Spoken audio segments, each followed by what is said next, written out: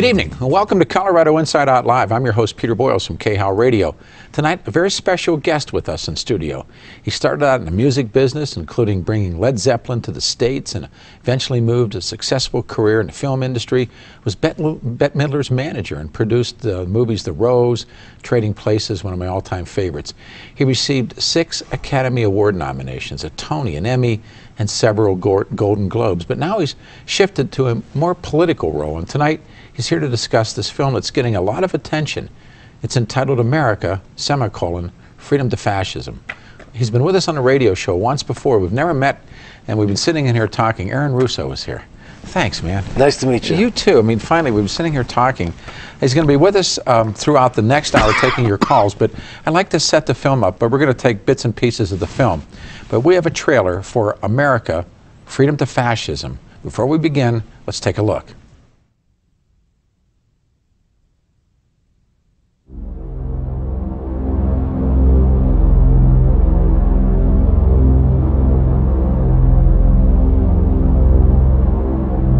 What happens if your own government is using more force and more coercion on its own citizens for the purpose of achieving its political ends? Is that government engaged in terrorism? American people expect us to protect them and protect their civil liberties. I'm going to do that. What is being sold to the American people today as Americanism, if you peel off the label, you find so much similarity to what we were fighting against when we were fighting communism and Nazism and fascism. The government's now putting a national ID card together. We will be carrying our papers, and they have recommended there be checkpoints throughout the country. Some type of a physical proof, such as fingerprints or retinal prints, have to be on it. Desires of the people really have no consequence. They go out and they vote. Doesn't make any difference which candidate they elect. Mr. Curtis, are there programs that can be used to secretly fix elections? Yes. This is absolutely Orwellian. I mean, it's talking about Big Brother looking over your shoulder at absolutely everything you do. There is no constitutional basis for a tax on the wages of Americans living and working in the 50 states of the Union. Period. End of argument. If Americans just learned that the IRS was actually knowingly deceiving them, that would be enough for them to rise up and put a stop to it. You caught me unprepared. I'll come back. Well, I don't want to do that. There had to be a law, right? Where is the law? Show me the law. Why is the Supreme Court decision a silly argument? And I think we're finished. They think it's the law, and they have all the guns. You know, it's an authoritarian approach. Now we can see a new world coming into view. A world in which there is the very real prospect of a new world order. The latest technology for identifying people when they make purchases is actually the implantable chip that you can actually embed directly into human flesh. Can a microscopic tag be implanted in a person's body to track his every movement? You will rule on that, mark my words. A chip in everybody would be the universal monetary system par excellence, because there'd be no escape from it. Americans have been taught to expect their salvation from government instead of recognizing government as the most dangerous threat they'll face in their lives. It is the greatest hoax ever perpetrated by government against the working men and women of America. It's organized crime. All you do is you call the Republicans the Genoveses, and you call the Democrats the Gambinos. See the number on the screen. Let's get underway. 303-296-1253. What did you just see? How is this film being received? You're telling me across the country. It's incredible. Yeah. Standing ovations. You know, it's very rare to see a movie ever get a standing ovation. We're getting standing ovations everywhere we go. People are going crazy for this movie. They love it because, you know, there's something wrong in America. People know there's something wrong, and this movie identifies what the real problem is. You know, everybody's so polarized in America today. Red states and blue states, Republicans and Democrats, liberal, conservative, whites against blacks, you know, and Jews and Arabs. And it's not about that, you know, and the movie explains why we're having so many problems in America today on so many levels, and who's behind it, and how the Democrats and Republicans are both controlled by the same people. And it doesn't matter which one's in office. You showed one of my favorites, Edward Griffith. Yes. And The Creature from Jekyll Island. We've had him on the radio show twice. It's a lengthy read. He's a great man. He's an amazing guy. Yes, he is. And for I'm sure many people know, or maybe they don't know, but the Federal Reserve Bank was created on a island off the coast of Georgia, Jekyll Island. That's right. Where prior to the income tax being brought into the country, these very powerful men meet and they create the Federal Reserve. Well, that's where it was conceived. Right. And it was actually approved by Congress during Christmas of 1913, yeah. when most senators were home with their families on Christmas vacation, you know, and it's totally illegal. It's totally against the Constitution. As a matter of fact, the Federal Reserve, the Central Bank of America, is one of the major planks of the Communist Manifesto. Well, they were warned. I mean, Jefferson warns us, and they had watched national banks at work in Europe, and they had watched what was done during the rise of Napoleon, and they had watched what was called national banks, and Jefferson said, whatever you do, don't have a national bank. Exactly. He did not want a central bank. He said something to the effect, if you ever allow the bankers to control the creation of currency in America, your children will end up homeless in the land their forefathers conquered. You know, the banks are going to take over everything. I mean, the Federal Reserve is a private bank that the government in 1913 gave them the concession to make money for America. And when the government needs money now, they borrow it. See, here you have the government that has the legal authority to create money and not pay interest on it. Right. But when they created the Federal Reserve, they now had to borrow money and pay interest on money, and that's why they imposed the income tax. They imposed a tax on your labor so you could pay interest to the bankers, right? It's incredible. And people have no idea. And today the Federal Reserve is looked at as if it was this great institution. Great institution, highly regarded, you know, prestigious. They're a bunch of criminals. They're a bunch of criminals. They've taken over our government. He who makes the money makes the rules. And because these guys make the money, golden rule. It's the old golden rule. And because these guys make the money, they control our government, both the Democrats and the Republicans. And it doesn't matter whether Hillary Clinton's in office or George Bush is in office, the same things are going to happen. There are minor differences, but essentially the same thing is going to happen. I ask you this, and phones are already banked full, so we'll get to everybody. It's going to be a great show. When does it? I mean, the old, you know, the frog in the pot kind of analysis is always used. Right. But what do you say? I mean, people. I mean, there are historians that view this in sort of epochs and in moments, and then this happens, and then that happens, and then this happens. Where do you see our country today involved in 2 wars abroad? We were talking about every morning how much money is borrowed. We're talking about the role of the multinationals, the illegals in the country, Bush's seeming inabilities to do anything about either of those enormous, or all 3 of those enormous issues. And where does it go next? Where does it go next? You know, I'm not a seer, but in my view, we're going towards martial law and complete totalitarian. You believe that, don't you? Yeah, I believe we're going into complete totalitarian government.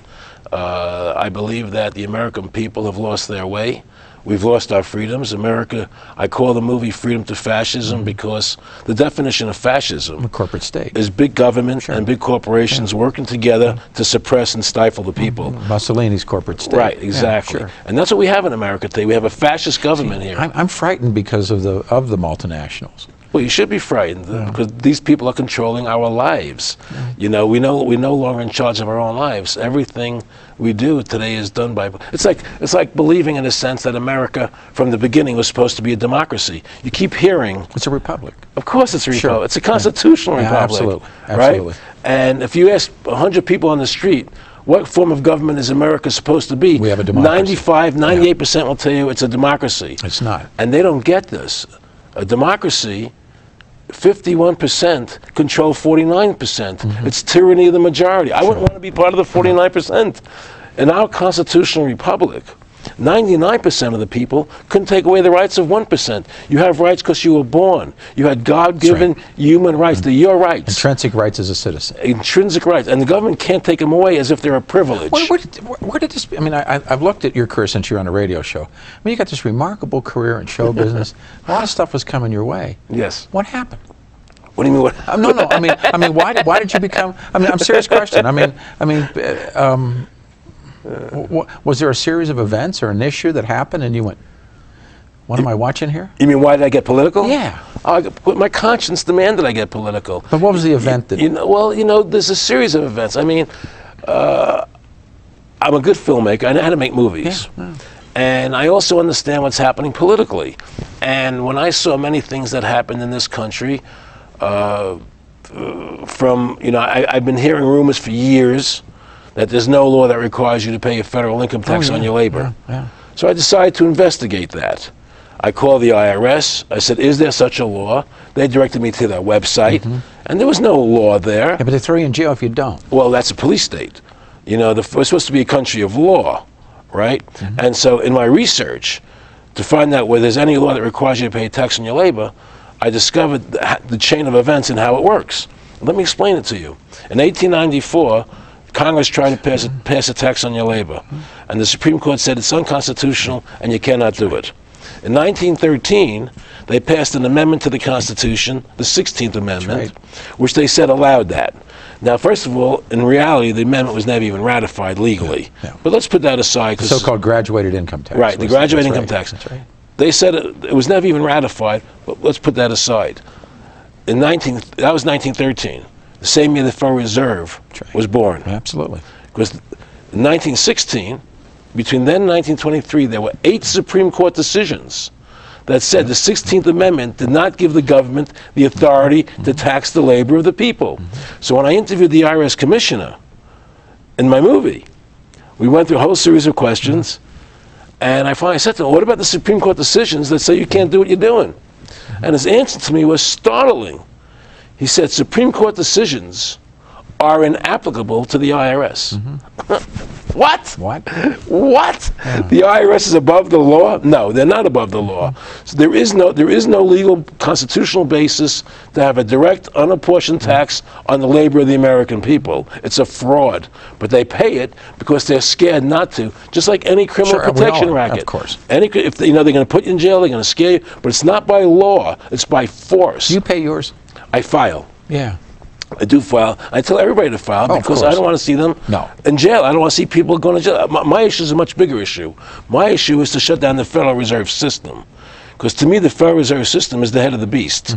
And the wars we're involved in America today, the problems we're involved in, the reason our borders are open and not closed is all because of the Federal Reserve System and their move to have a one-world government and a world without borders. You believe this? I know so. It's not like I believe it. It's a fact. I mean, if you were the president on 9/11 and you believed that terrorism caused 9/11 and all these Americans died, the first thing you would do is shut down the borders to protect your citizens. I say it all every day. The first thing you would do. I say it every day. But they never shut down the borders. Instead, what they do is tell you have to have an identity card. You know, you have to have an RFID chip. You have to be searched everywhere you go. They've taken away your freedoms. The government's job is to protect your freedoms while guaranteeing your security, not to take away your freedoms and control your life. No, I agree. I saw that congressional. It's a House bill that looks like it's going to go through. $3 billion. There's $11 billion to have secure IDs for everyone. and when they talked about building a fence, they said, "Oh, you can't build a fence; it's too expensive." Right. But they're going to spend taxpayer money to make sure that you're. And I thought to myself, you know, when I first read you, and I thought, well, why would the Bush administration or the federal government not? I mean, I've been over the why don't they seal the border? I don't even have an answer for it anymore.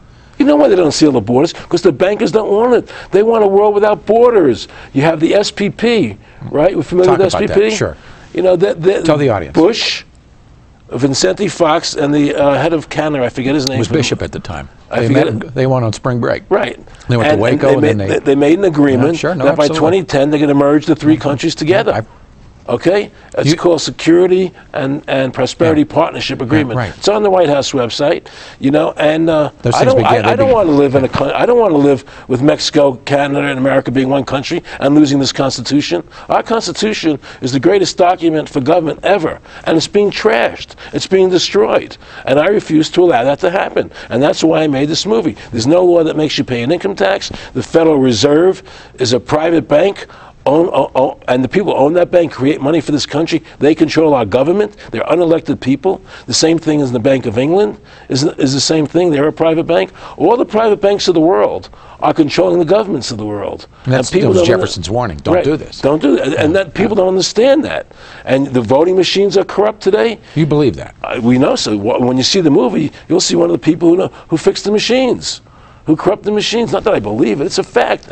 People know they're no good anymore. This whole country has become a country of spin. Where do you put a beginning on it, where unabated people come into the country? Well, in my view, it started in 1913 when the Federal Reserve came into existence. But after the Second World War, what happens to this country? Well, in the Second World War, you started the Social Security, which was the first time government was able to take money out of your paycheck.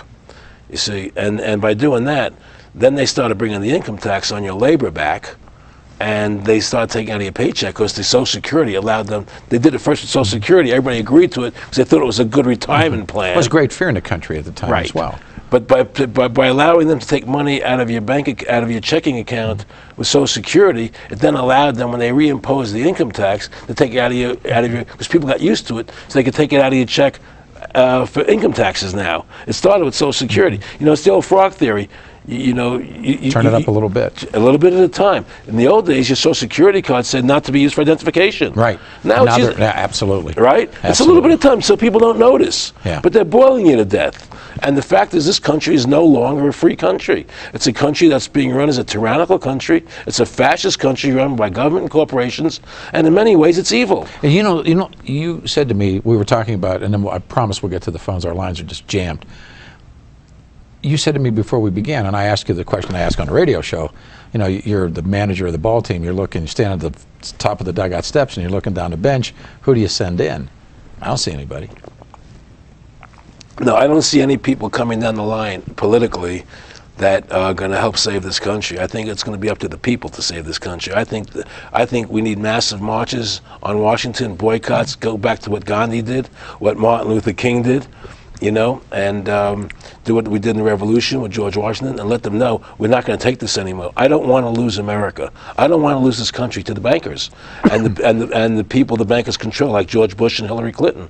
I don't want to lose. It doesn't matter which one it is. I say in the movie, stop being good Democrats, stop being good Republicans, and start being good Americans. And being a good American means freedom of the individual, not freedom of the institutions. I'd like to do this. Let's show the next clip, and the film, Aaron's documentary, will be playing at the Regency Theaters, Tamarack Square on Hampden Avenue. Now, it's only going to show this weekend, September 29th and 30th. No, it's going to stay there. Oh, it is? Oh, yeah, it's just opening this weekend. I am sorry. I apologize. I'm misreading this. Showing this weekend only. I said, and then after the 7:30 evening show, you're going to be there. That's what I've read. No, so, September 29th and September 30th, I'll be there to do question and answer after both shows. Okay. But the movie's staying there. It's not just playing 2 nights. Okay, then I do apologize. But come out Friday and Saturday and see the movie. It's going to rock your world.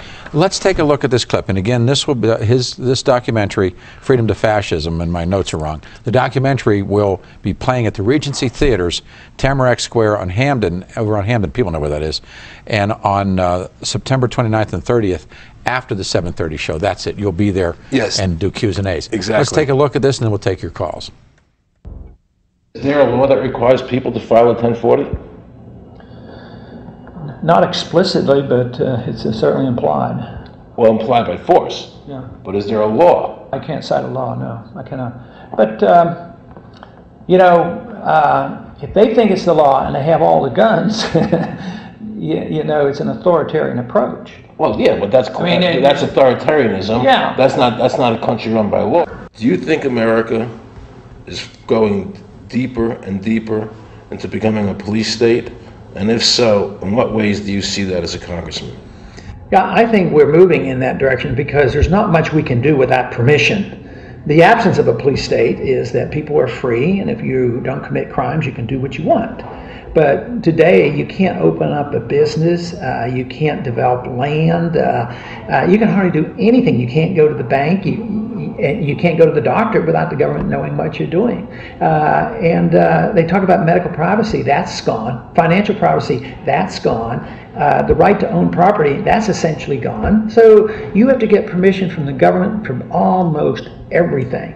And if that is the definition of a police state, that you can't do anything unless the government gives you permission, we're well on our way. This is something that people eventually, I hope, will get sick and tired of and say, you know, enough is enough. Jam lines. All right, let's go. Here we go. This is Robert. Robert, good evening and welcome to the show. Good evening. Enjoyed watching the film clip. Yeah, interesting. I had to say, you know, earlier I noticed you made the comment that you thought maybe the people would rise up. I didn't say that's what Aaron said that. It would take the people to do that. Right. I just never felt that the people will. I think they've been cowed, they're intimidated, and they're apathetic. Do you believe they should rise up? I think it would be a good idea, but they'd be quashed. I don't think the government would cease for 1 minute to quash it in a violent manner. Yeah. And but rising up, I don't think necessarily means like, you know, the old Irish Revolutionary, the rising. Right, I understand. Yeah, I don't. That's not what. That's not what I talk about. I'm talking about like what Martin Luther King and Gandhi did. I think that people should rise up. I think they will rise up because people will not take. There's millions and millions of people in America know that there's something wrong. I heard a song the other month, and the song was titled "There's Something in the Air," but it's not on the airwaves. Mm-hmm. And that's pretty much what's happening in this country. There are millions of people who are fed up with what's happening in this country, don't know where to turn, don't know what to do, and they're sick and disgusted of what's happening. And they will rise up because that's the way people do things. Well, and when you can have nonviolent marches and boycotts, see, the government cannot do anything unless we cooperate. They depend on our cooperation. Once we stop cooperating, there's nothing they can do. See, if you could do it in a organized fashion, that's good. But what I think is, as soon as it got momentum, they would take control and put it down. One thing. Well, you're a defeatist. Yeah. I don't believe that. No, I'm a realist. I'm seeing what's going on in this country. But one of the things that you're starting to see, for instance, on the issue of illegals, you know, people are blowing off, okay, call me this name, call me that name, but the anger is building. And or for instance, the war in Iraq or the Bush foreign policy things, they're, in spite of people telling you that everything's okay, it's not okay. And I think that there's again, we're using the word the awakening. I think it's more than a rising. I think it's an awakening. And one thing we know for sure, in politics, if enough people move in one direction, inevitably some politician tries to run out and lead the parade. And just look across the city through the events that we've seen in the state. We have, with one or two exceptions, some terrible examples, and they're politicians. They're not statesmen.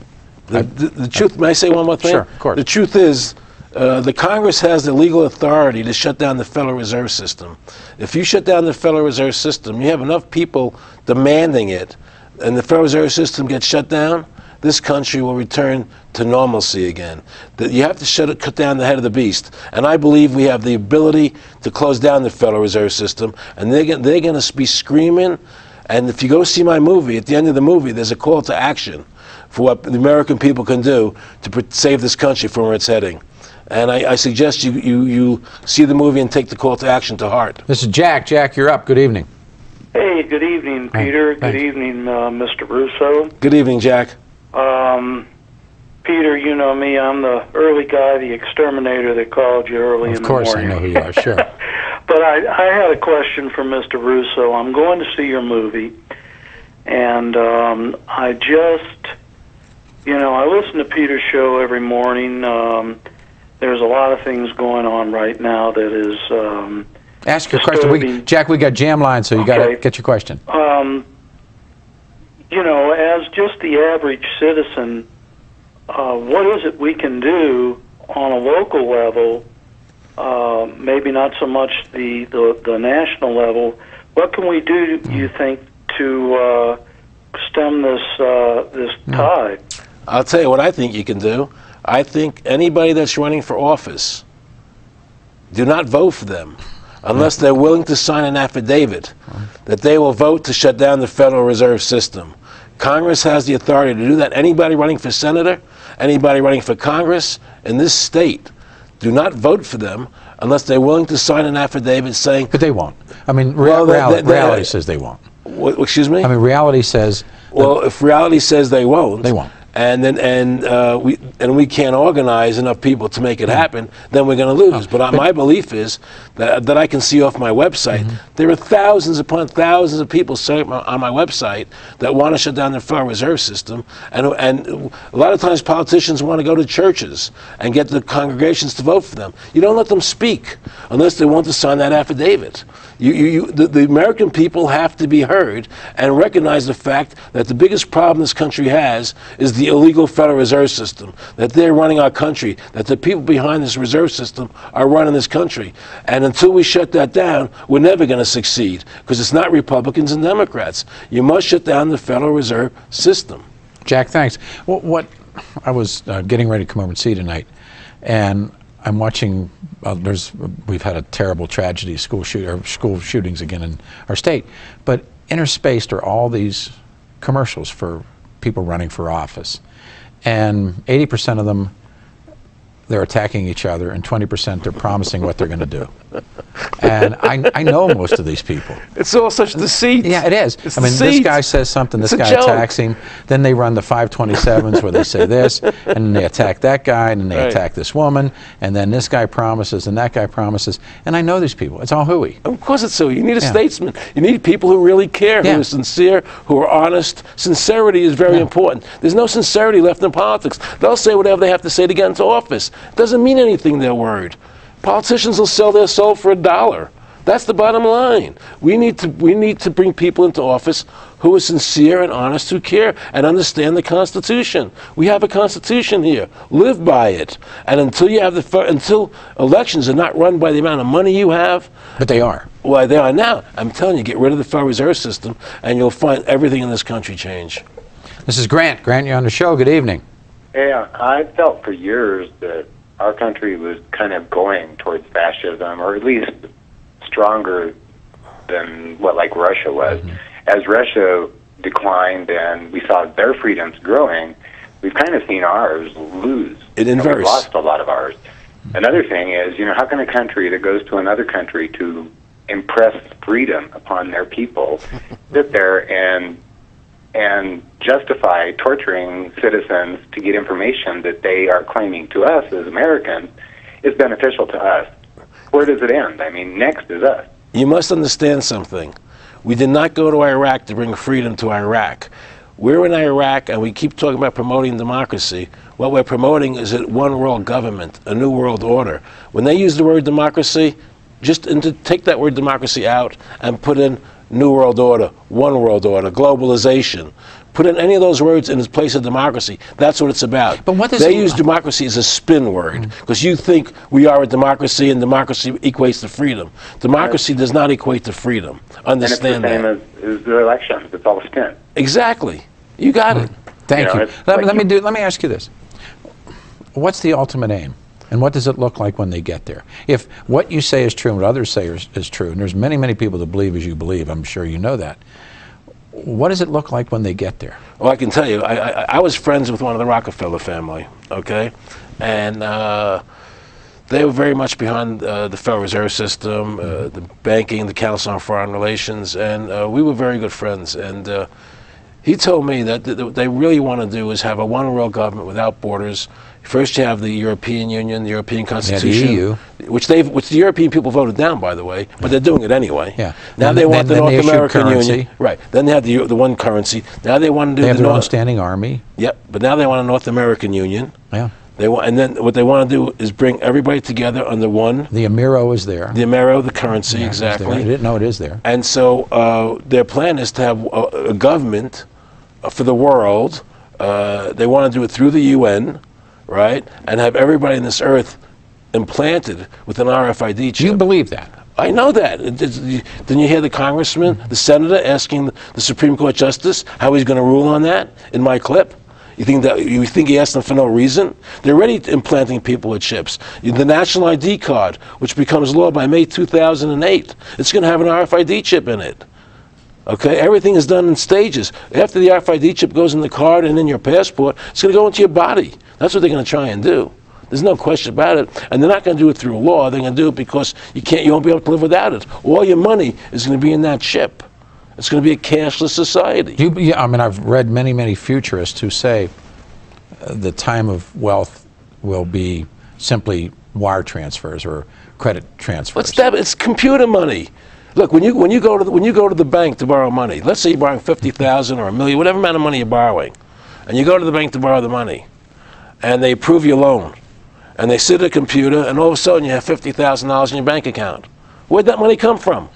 It was created out of thin air. There was no money. But now you have to work and pay them interest to these guys who made the money from nothing. You have to pay them principal and interest for the rest of your life for something that cost them nothing to make. It's slavery. It's slavery. And what they're doing, everything is going through computer chips, through debit cards. You know, credit cards. First it was gold, then it was currency, Silver, yeah, right? Then it was credit cards. Now it's debit cards, you know. Then it's chips. It's just one thing leads to the next. I mean, in the movie, we explain how they're doing it. We show you the evidence that it's happening. This is for real. And people in America better wake up and not accept that national ID card. They better reject that card. Right. That's part of the civil disobedience. But if you've seen in Homeland Security and Patriot and a number of different acts, including we're going through it here, we've had so many illegals forging so many documents. Right. And that's why you need an RFID chip. Well, that's right. We'll leave the border open, but then we'll tell you, you must have this. That's why I leave the border open. People come in. Now, listen, we can't tell who's who, so you better get a chip. You better get an ID card. Instead of shutting down the border. You believe that's why that's the... Well, I know why. I don't believe. I know it. When you say believe it, it's like I think it. Yeah. I know it. I've had these conversations with these people. I know what they're doing. And this is for real. And it's ugly. And it must be stopped. And I'm telling you something. The solution is the Federal Reserve System. It's like the Wizard of Oz. You know, who's the wizard? All of a sudden you pull back the curtain and you see what the truth is. Yeah. I'm trying to tell you, the truth is the Federal Reserve System is the biggest problem we have in this country. It's a private bank owned by private individuals who are controlling this country, and it must be stopped. This is Margie. Margie, you're on the show. Good evening. Yeah, Mr. Russo, what nationality are you?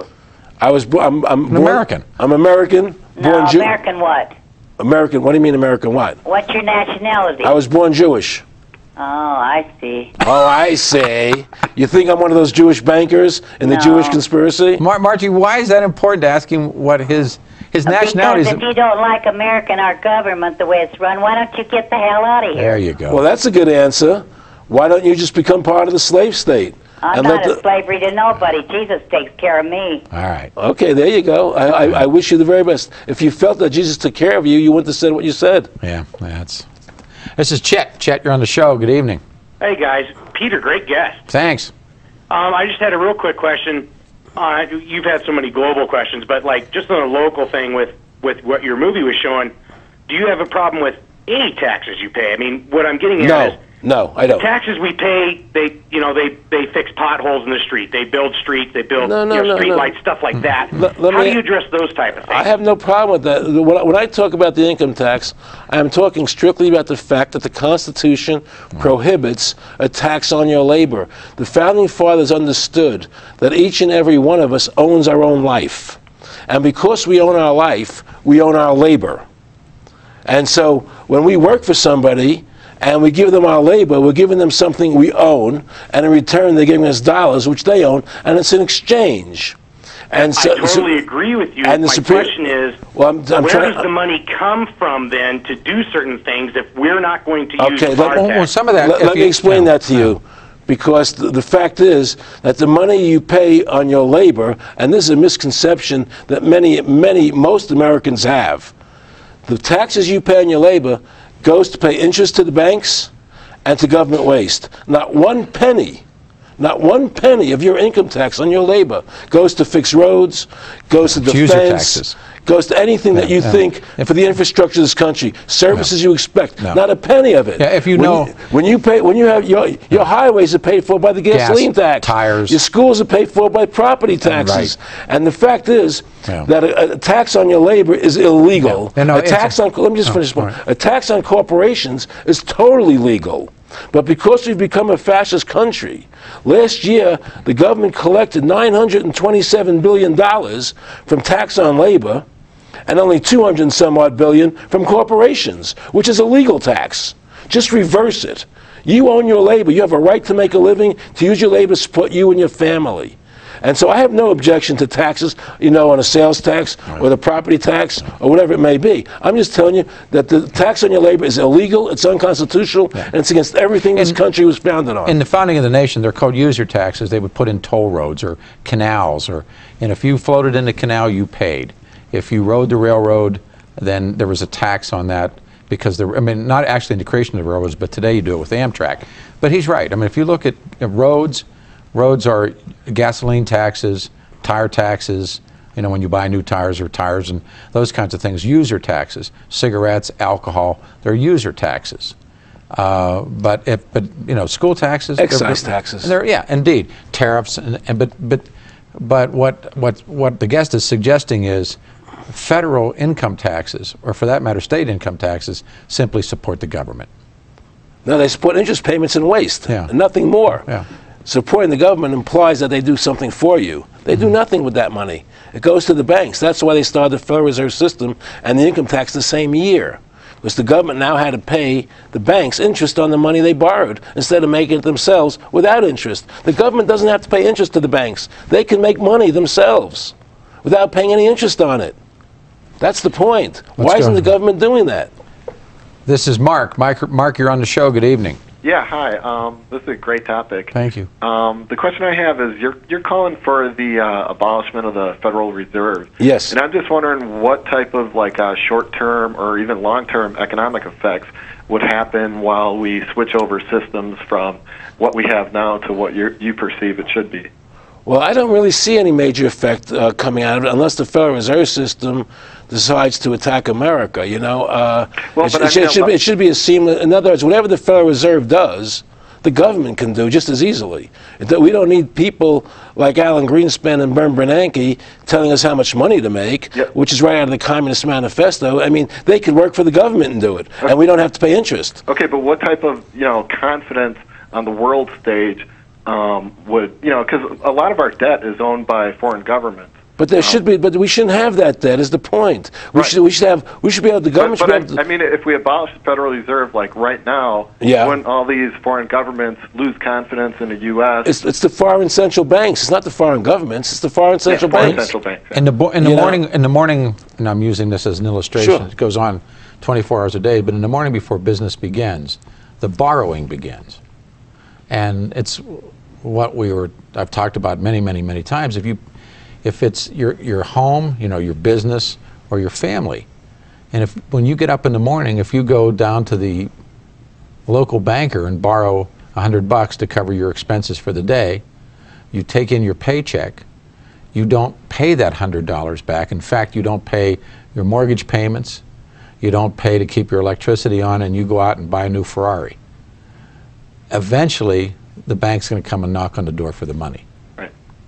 And in spite of this, the tremendous debt. I mean, the country is in an enormous debt right now. I think it's close to $900 billion. I think is the debt. The debt? It's a lot more than that. I thought it was like in the trillions. No, but I'm talking about just in the last, I think, 2 or 3 years. It's $900 billion. You mean per year? Per year. Oh, per year. Yeah. Okay, yeah. And I mean, there's unfunded liabilities in this country. We have unfunded liabilities of close to $80 trillion that have to be funded, and that money is going to be created out of thin air. It's massive inflation. Yeah. And what we should do is the government should make the money backed by gold, so it limits how much money they can make.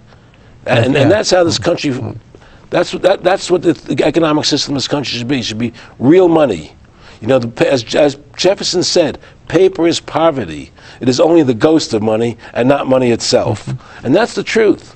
Anybody can print paper. There are people now, there's an organization called Norfed, which is out there making silver coins, real silver coins. They just got a letter from the mint. If they keep doing it, they're going to go to jail. Right.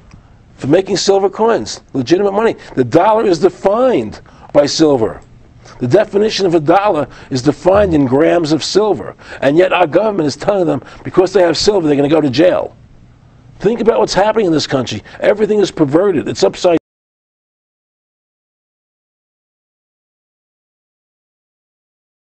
down. We're no longer a free country. We're controlled. We're controlled by the media. We're controlled by the government. We're controlled by the Fed. Everybody goes into debt at an early age today. You know, it's a debt-run country, and we have to get out of debt. Thank you. Let's go here. This is Bob. Bob, you're on the show. Good evening. Good evening. Bo Kreitz, who ran for president 2 or 3, I don't know, maybe 10 years ago or something like that, he said that the U.S. could, the Congress could pay $150 million, and that's all it takes to acquire the stock of the Federal Reserve, and then to cancel the stock. Right. He also said, in a nice way, he said he would have Congress coin one big old buffalo chip out of buffalo's finest excrement and take it down to the Federal Reserve, because Congress they got the rules. They make the rules. So that $150 million chip will cancel the stock. Also wanted to say a few other things. I'm not sure 150 million is the correct number. I've been told 485 million, so I'm not sure what the right number is, but the same idea. Okay.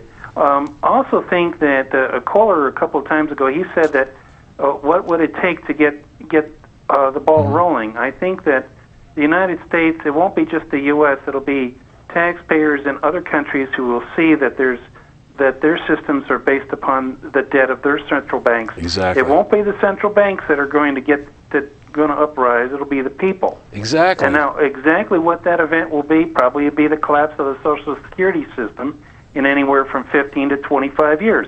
At that point in time, you'll have a big enough event that could happen. However, in order to do what you're asking, the people have to understand the implications way ahead of when they're going to get really angry about the right. Social But you know, Security well, when you see my movie, you'll understand why I think what I think. My movie is getting standing ovations. Ordinary people are waking up to the truth, and I think this movie is going to have a dramatic effect on America and wake people up to what's happening. We were in the black community in Chicago last night, and I can tell you, they are going crazy. They want to put together million-man marches on Washington already when they learn what was going on. This thing is going to be huge, because people are very upset. I don't think we have to wait 25 years. Well, I think we're in the midst of it now. There's one more event that I think we have to do. We have to go full steam ahead to get ourselves energy efficient, not energy efficient, but energy independent as fast as possible. Because if we collapse the debt, then the countries that have the oil won't sell it to us. Well, if you have a gold-backed currency, they would love to sell it to you. Yeah. No. Okay. Thanks. Thank you. All right. Let's go here. This is Jack. Jack, you're on the show. Good evening. Hi. Hi. You know, I got one thing. You know, you said that didn't we get rid of the silver certificates in about 1969? Went to the Federal Reserve note, which isn't worth the paper it's printed on. Yeah. But anyway, you're talking about getting people together. How can we get people together when the government is promoting a division between the Mexicans and the whites and the blacks? And just, you had a prime example of it with Margie there, didn't you? Well, that's I'll hang up now. And You're not going to get 100% of the people together. That's for certain. But you can get millions of people together who understand the truth, who are colorblind to race and all those kind of bigotry. There are millions and millions of people across America who are willing to stand up and do what's necessary. And we've done it before, and we can do it again. And I intend to be part of that, and I intend to help organize that. And from my point of view, from what I see happening, I see it beginning. I see the seeds of it more than starting. I see the idea festering, and I see people willing to come on board. So I can tell you from my experience, I think it's very feasible. Go to my website, freedomtofascism.com, and then sign up to get email alerts, sign up to volunteer, and become part of the movement. This is Renee. Hey, Renee, you're on the show. Good evening. Renee. Good evening. Hi. Yes, you have hit the nail on the head here. I applaud you. Thank you. I'm ready. I want to know when to move forward. I just want to know, where can I see the movie? I'm in Colorado Springs. Okay. In the Springs, I don't know, but again, the film is at Tamarack Square over in Hamden, and it starts on the 29th. This Friday night. Friday night, and Aaron will be there Friday night and Saturday night after the 7:30 evening show, and he'll do Q's and A's with the audience those 2 nights, and then it's gonna continue there. The thing this call, do something, but if you go up and down the list of the candidates, And we had this discussion this morning. We had an alternative for governor on the radio show. Nice man, snowball in hell, because we have two candidates running to replace an outgoing governor, a term-limited governor. Right. Frankly, there's not much of a choice. And they're spending their time, and Renee can be my witness if she's watching television, their ads attack each other, and then every once in a while they make a promise. Right. Short of that, I kind of have half a notion of what it's going to be like if either one of these guys becomes the next governor. All politics is local. Tip O'Neill said it.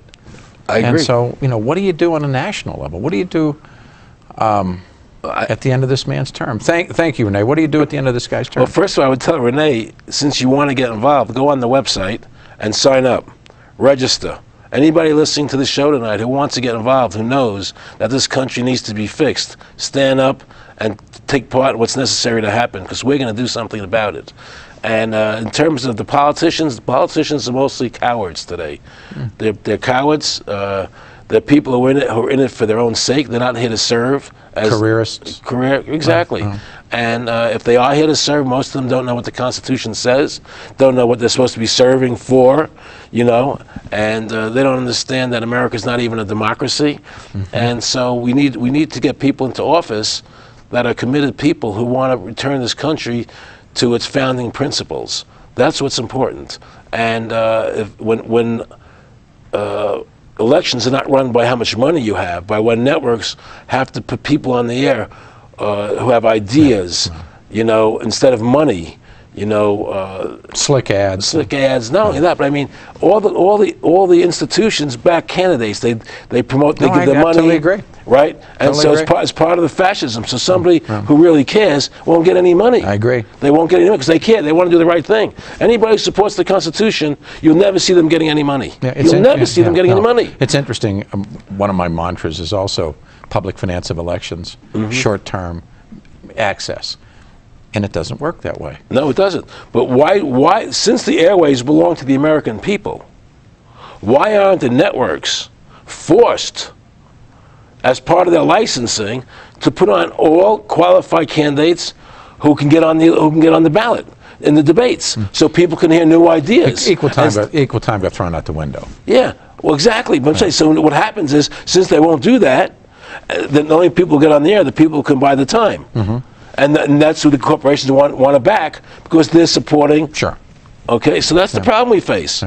It's fascism. It's big government and big corporations working together. That is fascism, and that's what we're dealing with in this country. This country has been stolen by the Federal Reserve from the people of this country. This country was once a country of individuals. Now it's a country of institutions running everything.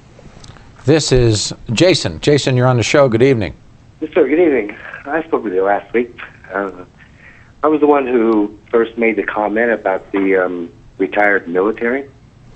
And I want to assure you both that there's a large number of men like me. I'm 52, ex-Navy SEAL instructor, that are just waiting for this.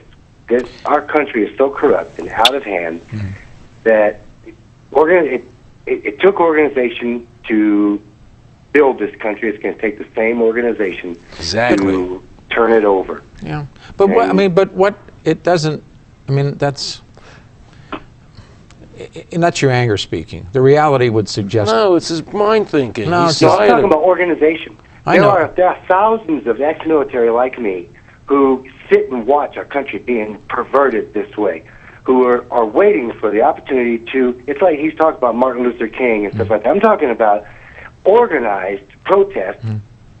That's what we're properly done. That's what we're doing. Why don't you go on the website and join up, and become part of it and volunteer to help and get other military men involved with us. So you can use your sphere of influence. You can help. Get on the website, volunteer to help, get a hold of other Army people, other ex-Army, and let them know we're organizing to do that. That's what we're doing. Exactly what you're suggesting is what we're doing. Join on board with us. Well, I intend to. I had no idea he existed. Well, that's why I'm on television tonight talking about it. That's why I made the movie. All right, thanks. Let's go here. This is Kevin. Kevin, you're up. Good evening. Hi. Good evening, Peter. Hi. I have really no problem believing what what your guest is talking about tonight. But he's right as far as people needing to wake up. I was just wondering, what type of people finance your movie, and how long did it take you to produce it? I started making the movie in May of 2004. I just finished the final cut just a couple of weeks ago, basically. The show, that we're airing here Friday, will be the first time that the final cut is really being seen. I financed it myself because I didn't want anybody involved. We had many volunteers, people who wanted to work on the movie for free, and it's been a labor of love. And if I had financed it the way I normally make my movies, like Trading Places or The Rose or the movies I made, I would have had to go to the Hollywood studios, and I never would have made the movie because they wouldn't have financed it and they won't distribute it.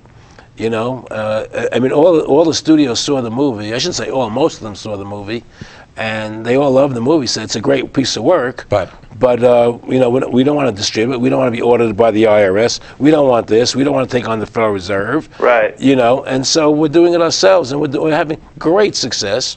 And soon enough, it'll be out on DVD. It'll be on the internet. You know, everybody can watch it, and it's a labor of, you know, it's what Paine did during the Revolutionary War. Common sense. You know, he wrote those pamphlets. I'm going to make movies describing what's happening in America. This is volume 1.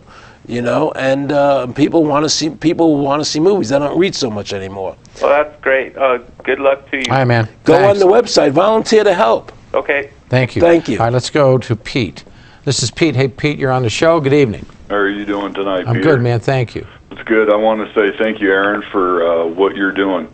Thank you, Pete. More people. I mean, I've been very aware of what is going on with our government, looking at the newamericancentury.org website and what these men are doing who say that there are our leaders and what they're doing. And I just appreciate, after I'm done talking with you, I'm going to sign up and just keep on. We got to do, like you said, we need to do what Gandhi preached and what King preached about having nonviolent revolution, so that the government is aware that we're tired of this, what they're trying to sell us and what the corporations are trying to sell us. Exactly. And I just appreciate you making this movie and getting people to get started so that they're aware and being a focal point to get this movement going. Thank you. God bless you. We have a slogan for the movie now: one family, one movement, freedom for all. That's what we're about. We have about 3 or 4 minutes left. Recap this again, and what do you, and how you came to this point to make this film, and how do you see all of this? Well, my thing is that I wasn't happy with what was happening in the country. I kept seeing little things happening, little problems. When Ross Perot ran for president, you know, I was very dissatisfied. When he ran, I said, "Oh my God, there are millions of people who feel like I feel," because I thought I was alone in my feelings. You know, I saw things happening, and I wasn't happy with it. And then when he ran, and I saw many millions of people were unhappy, then I decided to get more active in politics because there was a base to work with. And I went out and made a video called "Mad as Hell," which was a bit over the top, I must say. And but yet the content was very good. The style in which I did it was a little strange, I must admit. But and then I ran for governor of Nevada in '98, and I came in second in a 4-way race with almost 30% of the vote. They said I wouldn't get 2%. And that's when I found out about the voting machines and what's going on with the voting machines and the Sequoia Pacific machine and the Diebold machine. You know, those machines, the source code of those machines determines who wins the election. Whoever programs the source code decides who wins the election. And the people who are in charge of the voting machines, the people, not the people who build it, but the elected officials, they have no say in what the source code says. They can't even check the source code. So let's assume, for an example, that it's programmed that every 3 votes I get, I only get 2, and you get 3. So they convert to win. And there's no way to know how you voted. There's no way to double check it. This is no paper ballots. So you must have paper ballots. So when I ran for governor and I saw the corruption of the voting machines, and then I saw what happened at Ruby Ridge when they killed that child, shot him in the back, and blew the mother's head off, and Waco when they killed all those people for no reason. I just said, how could this be happening in America? How could this be happening here? And I got more and more involved and more interested to see what was going on. Was there a tipping point? I think Waco was my tipping point. When I saw what happened to Waco, I said, I'm going full-fledged. This is disgusting. They killed all those people for no reason. There was no need for those people to die and to be killed in that fire and burned to death. That was the most disgusting event. The war in Iraq, a disgusting event. When I heard Rumsfeld talking about shock and awe, oh, let's everybody go home, watch on television shock and awe, as if it was a 4th of July fireworks. There are people under that concrete being killed and maimed, children and women and men dying for no reason. For no reason, you know? I had a friend, one of the Rockefellers, he said to me, Aaron, what do you think women's liberation was about? And I said, I think I had conventional thinking. And I said, I think it was about women having equal right to work with men, equal pay, you know. He said, you know what, Aaron, you're an idiot. And he started to laugh at me. I said, what do you mean? He says, you want to know what that was about?